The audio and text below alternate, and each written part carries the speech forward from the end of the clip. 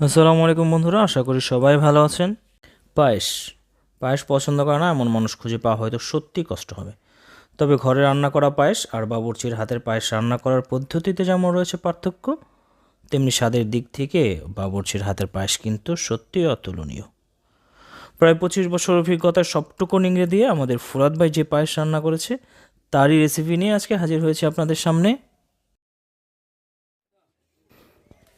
তো বন্ধুরা, প্রথমে পায়েস রান্না করার জন্য পায়েসের যে মূল উপকরণ দুধ, সেই দুধ আমরা ঢেলে নিব। দুধটা অবশ্যই এভাবে ছেঁকে পরিষ্কার করে এরপরে পাত্রে ঢালতে হবে।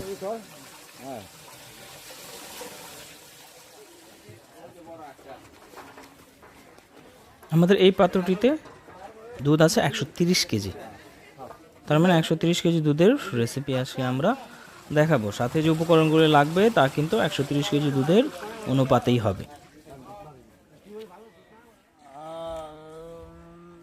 দুধটা প্রথমে জাল দিতে হবে। যখন বলক আসবে দুধের, তার 10 থেকে 12 মিনিট পরে আপনাকে এলাচ দিতে হবে 10 থেকে 12টি।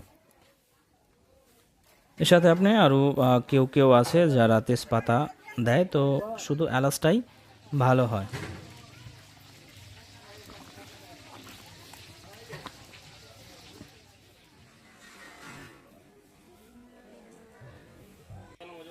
এরপরে প্রায় আরও 1 থেকে 1.5 ঘন্টা জাল দেওয়ার পরে আপনাকে চাউল দিতে হবে। এটা আসলে কতটুকু দুধ আপনি কতটুকু করবেন এই পরিমাণে না, একটা অভিজ্ঞতা যখন হয়ে যায় তখন বাবুর্চিরা দুধটা দেখলেই বোঝা যায় যে এখন ঠিক আছে, এখন এটা চাউলটা দেওয়ার উপযুক্ত সময় হয়ে গেছে। তো আমরা 130 কেজি চাউলে আপনার 130 কেজি দুধে আমরা চাউল দিচ্ছি হচ্ছে 9 কেজি। তার মানে অনুপাত হিসেবে পড়ছে প্রায় 14.5 কেজি দুধে 1 কেজি চাউল।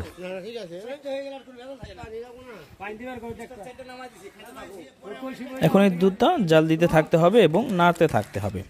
অনেক সময় দেখবেন আপনি চাল দেওয়ার পরে কিন্তু এই রকম বলক এসে পড়ে যেতে চায়, তখন আপনাকে বাতাস দিতে হবে এবং একটি জগ থাকলে ওইটা দিয়েও কিন্তু যাতে না পড়ে যায়, উতরে না পড়ে যায়, বাতাসটা হচ্ছে মেন, বাতাস দিতে হবে। আর এই জগ দিয়ে এরকম করলে কিন্তু আর উতরে পড়বে না। তো পায়েস রান্নার ক্ষেত্রে হচ্ছে আপনাকে ওইখানেই থাকতে হবে, ওইখান থেকে সরা যাবে না এবং নাড়তে থাকতে হবে। অলমোস্ট যতটুকু সময় আপনি পায়েস রান্না করবেন তার 90% টাইমই কিন্তু আপনাকে নাড়তে থাকতে হবে। এখন আমরা অ্যাড করব চিনি। চিনি আমরা দেবো এখানে 18 কেজি। চিনি দিতে হবে চাউলের অনুপাতে। চাউল দিয়েছিলাম আমরা 9 কেজি, চিনি দিব 18 কেজি। চিনিটা আসলে দুধের অনুপাতে না, চিনিটা দিতে হয় চাউলের অনুপাতে। চাউলটা দিতে হয় দুধের অনুপাতে আর চিনিটা দিতে হয় চাউলের অনুপাতে। চিনি কখন দিতে হয়? চাউলটা যখন একদম পারফেক্ট ফুটে যায়, পারফেক্ট বয়েল হয়ে যায় একদম, তখন কিন্তু চিনিটা দিতে হয়। চিনি যদি আপনি আগে দেন তাহলে কিন্তু চাউলটা ওইভাবে মেলে যাবে না। চিনি দেওয়ার পরও বেশ কিছুক্ষণ সময় জাল দিতে হবে এবং নাড়তে থাকতে হবে। ধীরে ধীরে নাড়তে থাকবেন এবং জাল হতে থাকবে। এটা যত নাড়বেন আর যত জাল হবে, পায়েসটা কিন্তু খেতে ততটাই বেশি সুস্বাদু আর টেস্টি হবে। আর এটার রং এবং ঘ্রাণ সবটাই কিন্তু পারফেক্ট হবে। এখন আমরা অ্যাড করব গুঁড়া দুধ।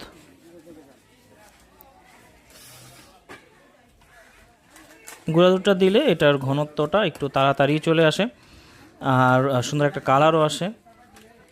তো গুঁড়ো দুধ আমরা এখানে 300 থেকে 400 গ্রাম এইভাবে একটি জগে দুধ নিয়ে তারপরে সুন্দরভাবে গুলিয়ে দিতে হবে।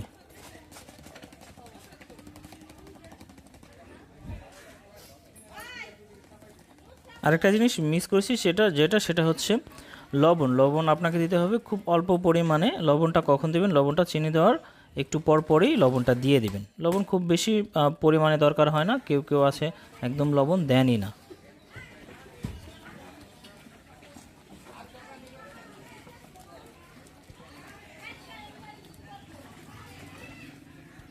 আমাদের প্রায় প্রায় হয়ে গেছে। এখন আমরা এটাকে চুলোয় থেকে নামিয়ে নিব। চুলা থেকে নামিয়ে নিব। আর একটা কথা মনে রাখবেন, চুলা থেকে নামিয়ে নিলেই কিন্তু পায়েস হয়ে যায় না, এরপরও কিন্তু পায়েসের অনেক কাজ বা প্রসেসিং বাকি থাকে। অনেক সময় দেখা যায় দুইটি পাত্রে যে পায়েস রান্না করা হয়েছিল সেটার ভিতরে কালার একটু এদিক ওদিক হয়ে যায়, তখন একটা থেকে আরেকটা এভাবে চেঞ্জ করলেই কিন্তু কালারটা একরকম চলে আসে।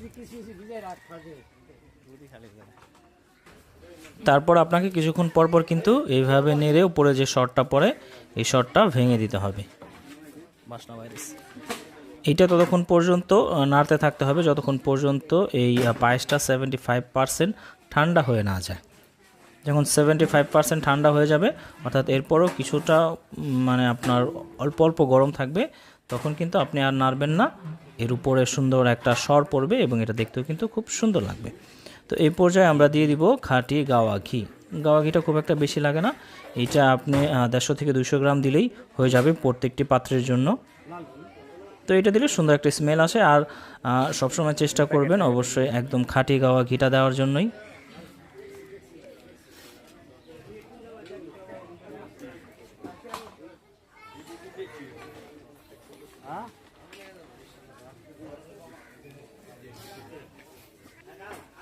আমাদের পায়েসটাও কিন্তু অনেকটা ঠান্ডা হয়ে এসেছে। এখন ঘি দিয়ে আমরা এটাকে নেড়ে চেড়ে রেখে দেব, আর নাড়ার দরকার নেই।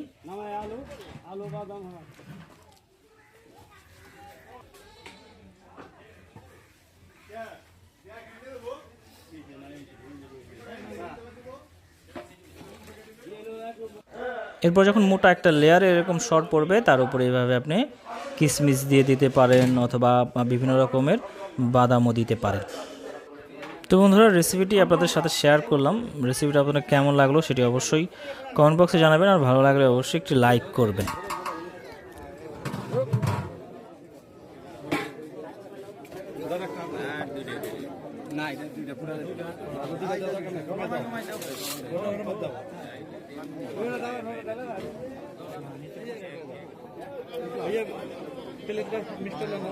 হ্যাঁ অল্প একটু খাও মিষ্টান্ন, তুমি নিবা? এই ওই যে দেখতে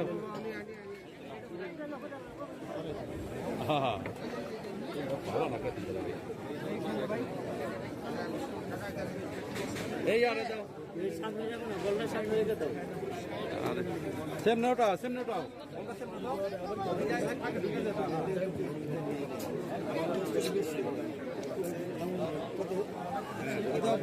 মিষ্টান্ন নিবা, মিষ্টান্ন নিবা।